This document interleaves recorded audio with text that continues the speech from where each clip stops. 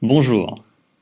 Dans cette vidéo, je vais essayer de répondre à certaines questions qu'on peut se poser dans la vie. Pourquoi j'y arrive pas?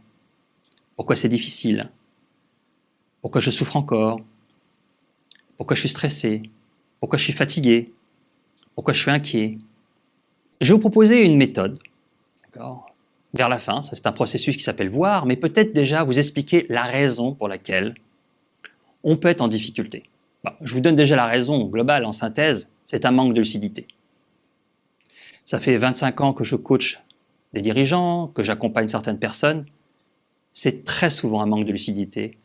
On n'arrive pas à voir ce qui se passe. Et c'est pour ça que j'ai appelé ça le processus voir, et j'ai créé ça il y a une dizaine d'années. Et j'ai peaufiné l'outil avec Olivier Maslow pour le rendre plus opérationnel. D'abord, pratiquement toute la formation neurocantiste qu'on fait aujourd'hui est basée sur ce processus voir. Alors peut-être déjà, commençons à comprendre pourquoi je ne suis pas lucide. J'ai appelé ça le concept OPI. O de OPI, c'est l'oubli. L'oubli quoi? Le premier oubli, c'est qu'on oublie qu'on est source, qu'on est déjà ce qu'on cherche. Tout est déjà là. Et comme on est déconnecté de ça, les conséquences, c'est qu'on perd le contact avec sa nature fondamentale. On perd le contact avec qui je suis, avec ce je suis qui est là.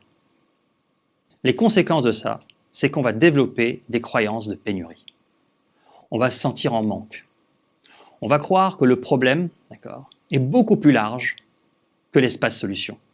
En fait, on est coupé d'un principe de vie qui est le principe d'abondance. On a l'impression qu'on n'a pas assez, alors qu'il y a une infinité de possibilités dans la vie. Et comme on est coupé de ce champ d'abondance, on va développer des stratégies d'inauthenticité. Donc le I, c'est le I d'inauthenticité. Et on va jouer des rôles pour obtenir. Puisqu'on manque, donc on va essayer de séduire, on va essayer de manipuler, on va se dévaloriser aussi quelque part, et on peut rentrer dans un rôle, un masque social de dévalorisation. Et on oublie encore un principe de vie, c'est le principe du cœur. C'est le principe où en fait c'est en donnant qu'on reçoit. Très souvent, on est plus dans la demande que dans le don. Et forcément, plus on est dans la demande, et plus on renforce encore le processus d'oubli, et on se déconnecte de soi. Si j'ai l'impression de manquer, forcément, je ne peux plus donner, puisque je pense que je n'ai pas assez, puisque je suis coupé quelque part du principe de vie qui est le champ des possibles. Et en fait, en étant coupé de ce champ des possibles, en jouant un rôle, en étant beaucoup plus dans la demande que dans le don, en fait, on va renforcer quelque part l'oubli. On va renforcer quelque part la coupure avec soi. Alors comment faire pour revenir en arrière? Il y a 3 talents à développer. 3 axes de travail peut-être.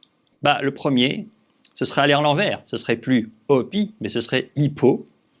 Donc le I, c'est un I d'une investigation authentique. C'est un I d'investigation authentique. Ça veut dire quoi? C'est se poser des questions. De bonnes questions. Pas des questions en essayant forcément d'avoir la réponse tout de suite, mais une question qui va creuser. Une question qui va m'amener à un moment donné à être dans une écoute à l'intérieur de moi. Cette investigation va me permettre à un moment donné de travailler sur un autre axe, c'est le P de la présence. D'être présent à ce qui se passe. Qu'est-ce qui émerge au moment où je pose cette question?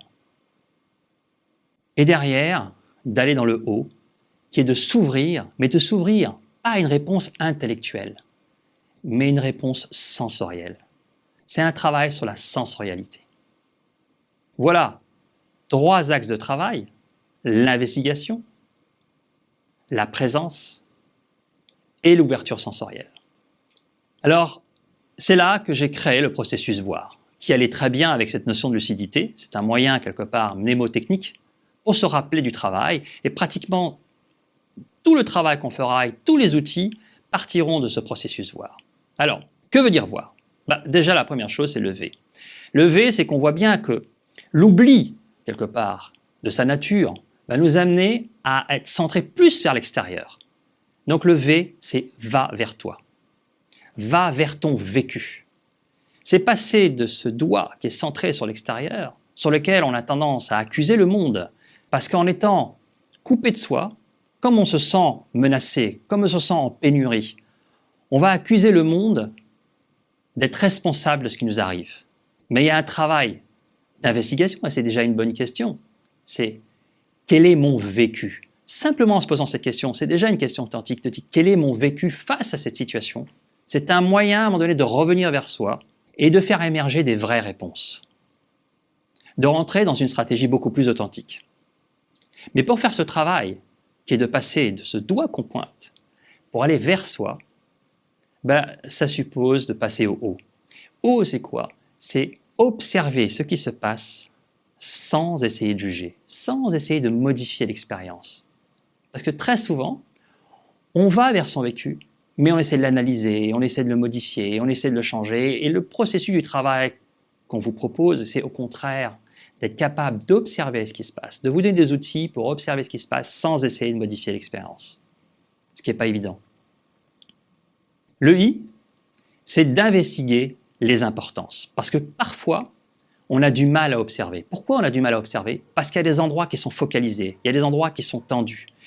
On est tellement dans la peur de la pénurie, on est tellement dans la peur du manque qu'on n'ose pas à un moment donné affronter les choses. Et que du coup, on s'est fixé, on a rigidifié. Et donc, se poser les questions de là où on est fixé, de là où on a mis trop d'importance, beaucoup trop d'énergie, beaucoup trop d'enjeux, c'est une étape importante.